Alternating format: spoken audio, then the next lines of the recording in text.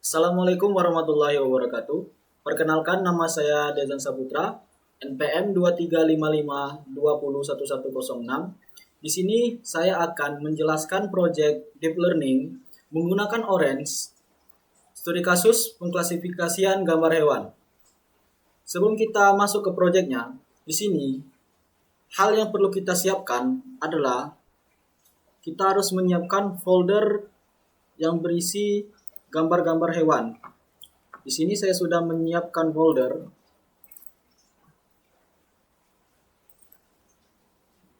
deep learning yang di dalamnya berisi folder image anjing, image burung, dan image kucing, yang setiap foldernya berisi 10 foto anjing, 10 foto burung, dan 10 foto kucing. Setelah kita menyiapkan foldernya, kita langsung saja masuk ke dalam proyeknya. Hal yang pertama yang kita butuhkan adalah kita menekan pencarian di widget sini, kita tekan import image. Nah, import image ini digunakan untuk mengimpor dataset gambar ke dalam Orange. Orange itu secara otomatis membaca setiap gambar beserta label kelasnya berdasarkan nama folder seperti kucing, anjing, dan burung. Kita klik 2 kali. Kita mencari folder yang akan kita gunakan. Tadi kita sudah menyiapkan folder deep learning dan kita select folder saja. Dan di sini ada info 30 image per 3 kategoris. Kita silang. Lalu hal yang selanjutnya yang kita butuhkan di sini adalah image embedding. Nah, image embedding ini pula kegunaannya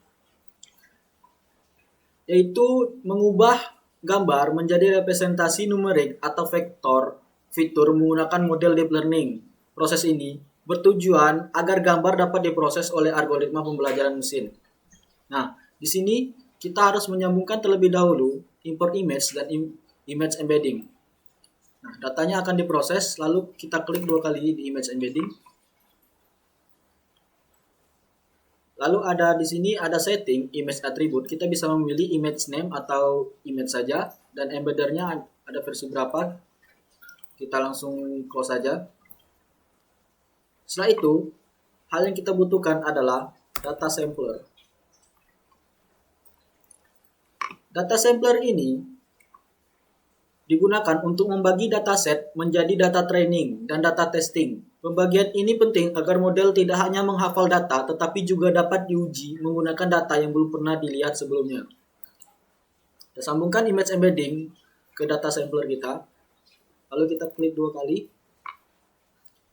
Di sini ada sampling type, fake proportion of data, fixed sample size, instant, cross validation, bootstrap, dan ada optionnya. Lalu kita langsung close saja.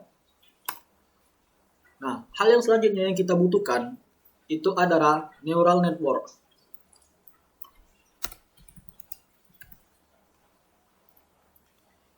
Neural network itu sendiri, kegunaannya singkatnya itu adalah untuk melatih model deep learning. Berfungsi sebagai melatih model berdasarkan data embedding yang sudah dibuat. Model belajar mengenali pola visual dari masing-masing kelas, yaitu yang sudah kita siapkan tadi, kucing, anjing, dan juga burung. Kita sambungkan lagi seperti ini.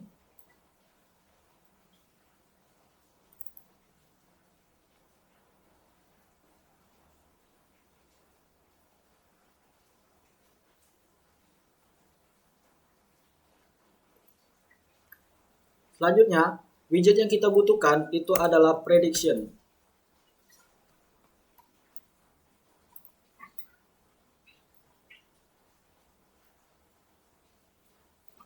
Nah, prediction ini digunakan untuk menampilkan hasil prediksi kelas dari model yang telah dilatih. Hasil ini kemudian dibandingkan dengan label asli untuk mengetahui ketepatan model. Di sini kita menyambungkan data sampler. Lalu kita menyambungkan juga neural network-nya ke prediction. Setelah kita klik 2 kali pada prediction, nah di sini datanya sudah mulai keluar. Neural network ada juga berdasarkan kategori, ada berdasarkan image name, ada berdasarkan image yang kita miliki tadi, ada size, width, dan juga height. Selanjutnya, hal yang kita butuhkan adalah confusion metric.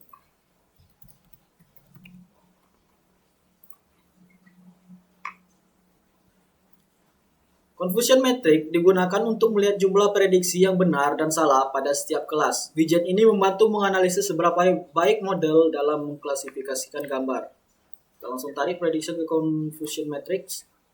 Lalu kita klik 2 kali pada confusion metric. Nah, di sini bisa kita lihat ada gambar anjing, ada folder burung image dan folder kucing image di sini. Nah, setelah kita menggunakan confusion metric, image widget terakhir yang kita butuhkan itu adalah image viewer.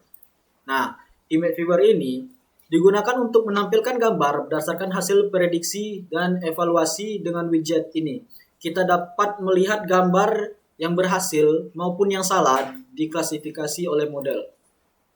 Kita sambungkan dari confusion metric ke image viewer, lalu kita bisa melihat image viewer. Nah, di sini hanya tampil foto anjing karena di confusion metric-nya kita belum select correct terlebih dahulu. Nah, setelah kita select correct, nah, sudah tampil beberapa foto kucing. Yang pertama ini adalah foto kucing, foto burung, dan foto anjing. Dan di tempat lain juga ada anjing, kucing, ada foto anjing, dan ada foto burung yang lainnya juga. Nah, di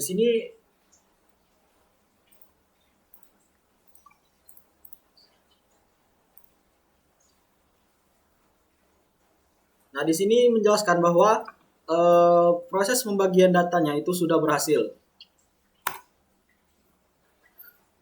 Oke, di sini saya akan menjawab beberapa pertanyaan yang sudah diberikan. Yang pertama, perbedaan dataset training dan data test serta alasan pemisahan.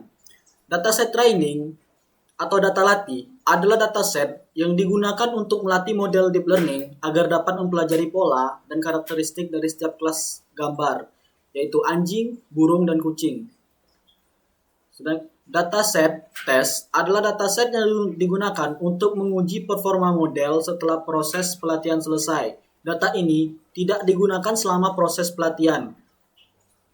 Pemisahan antara data training dan data test sangat penting karena bertujuan untuk, yang pertama itu adalah menghindari model hanya menghafal data. Yang kedua, menguji kemampuan generalisasi model terhadap data baru. Yang ketiga, mengurangi risiko terjadinya overfitting. Soal yang kedua, itu 3 widget utama dalam prosesan pemodelan CNN. Yang pertama adalah image embedding. Widget image embedding digunakan untuk mengekstraksi fitur dari gambar menggunakan Convolutional Network atau CNN pre-trained.